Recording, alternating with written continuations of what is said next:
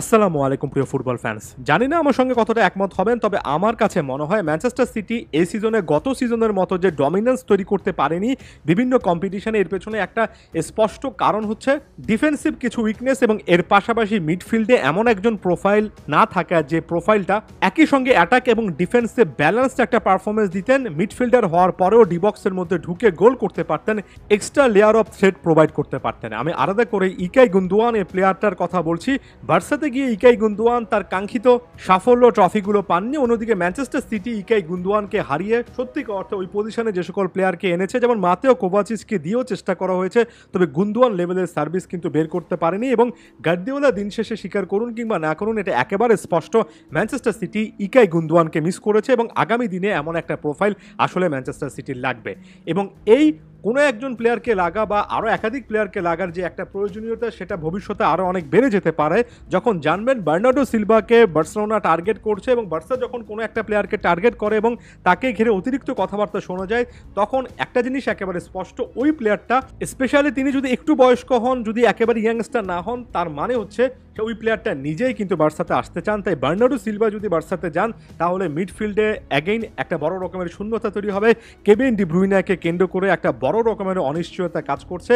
De Bruyne নাকি এখন পর্যন্ত সিদ্ধান্ত নিতে পারছে না ম্যানচেস্টার সিটিতে তার ভবিষ্যৎ কী হবে। এর পাশাপাশি ম্যানচেস্টার সিটির বর্তমান থিঙ্ক ট্যাঙ্ক, তাদের মালিক পক্ষ, বোর্ডে যারা কাজ করেন, তারাও কেভিন ডি ব্রুইনার ব্যাপারে একটা বড় রকমের সন্দেহের জায়গায় আছেন। এবং এই জিনিসটা একেবারে ভুলে যাবেন না যে ডি ব্রুইনা যে লম্বা সময় ইনজুরিতে পড়েছিলেন, তার আগে তাকে কিন্তু কন্ট্রাক্ট এক্সটেন্ড করার একটা অফার দেওয়া হয়েছিল বা দেওয়া হচ্ছিল। এমন একটা সিচুয়েশনে শেষ পর্যন্ত ম্যান সিটি বোর্ড এই ব্যাপারটাকে ভবিষ্যতের উপর ছেড়ে দেয়, আপাতত পোস্টপন বা বন্ধ করে দেয়, যেটা কেভিন ডি ব্রুইনা ভালোভাবে নেননি। ডি ব্রুইনা যদি সত্যিকার অর্থে অন্য কোথাও যাওয়ার সিদ্ধান্ত নেন, আরও বড় রকমের সমস্যা কিন্তু ম্যানচেস্টার সিটির মিডফিল্ডে হবে। তাই নতুন একটা জেনারেশনের মিডফিল্ড তৈরি করতে হবে, নতুন একাধিক প্লেয়ারকে আনতে হবে। এবং এ মোমেন্টে আপনি যদি ম্যানচেস্টার সিটি বস পেপ গার্দিওলার রিসেন্ট কমেন্টগুলো দেখেন, তাহলে দুজন প্লেয়ার এবং দুজনই কিন্তু ব্রাজিলিয়ান, এমন মিডফিল্ডারদেরকে কেন্দ্র করে পেপ গার্দিওলার স্পেশাল একটা প্ল্যান আছে। আমি শুধুমাত্র মিডফিল্ডের কথা বলছি। ফাইনাল থার্ডে বা অ্যাটাকিং মিডফিল্ডে ক্লাউদিও এচেভেরি এবং ভবিষ্যতে পসিবল হলে ফ্রাঙ্কো মাস্তান্তুনো, এই টাইপের প্লেয়ারের ব্যাপারও ম্যানচেস্টার সিটি টার্গেট করছে। এচেভেরি তো ম্যান সিটিরই প্লেয়ার, লোনে রিভার প্লেটে আছেন। তবে আপনি যদি শুধুমাত্র মিডফিল্ডের কথা চিন্তা করেন, একটা প্রোফাইল যেটা ম্যানচেস্টার সিটি অনেকদিন ধরে টার্গেট করছে, সেটা হচ্ছে লুকাস পাকেতা।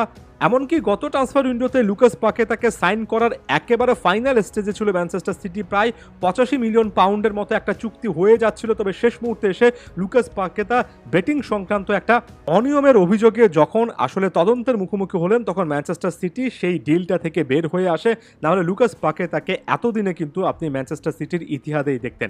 আরেকজন প্লেয়ারের সাম্প্রতিক সময়ে ভূয়সী প্রশংসা করেছেন পেপ গার্দিওলা, বলেছেন যে একজন হোল্ডিং মিডফিল্ডার হিসেবে সে অসাধারণ, সে সবসময় অ্যাগ্রেসিভ একজন ফুটবলার, বল পায়ে থাকুক কিংবা না থাকুক, তার এই অ্যাগ্রেশনটা দলের জন্য অনেক বেশি করে উপকারী। প্লেয়ারটার নাম হচ্ছে ব্রুনো গিমারেস, যিনি কিনা নিউক্যাসল ইউনাইটেডের জার্সিতে দুর্দান্ত একের পর এক পারফরমেন্স দিয়েছেন। এবং পেপ খুব কম ফুটবলার এবং কম মিডফিল্ডার সম্পর্কে সাম্প্রতিক সময়ে এতটা ভূয়সী প্রশংসা করেছেন।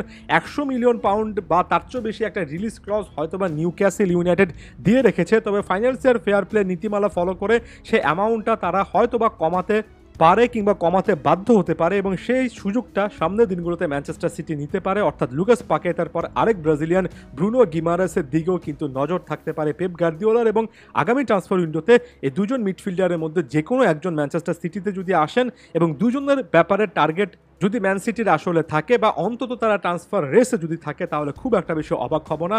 ম্যান সিটির মিডফিল্ড প্ল্যানে নতুন রকমের অনেক কিছু দেখা যাবে, এবং পেপকে আরও একবার স্কোয়াড সাজানোর ব্যাপারে যথেষ্ট পরিমাণ সময় এবং একই সঙ্গে টাকা পয়সা আসলে খরচ করতে হবে।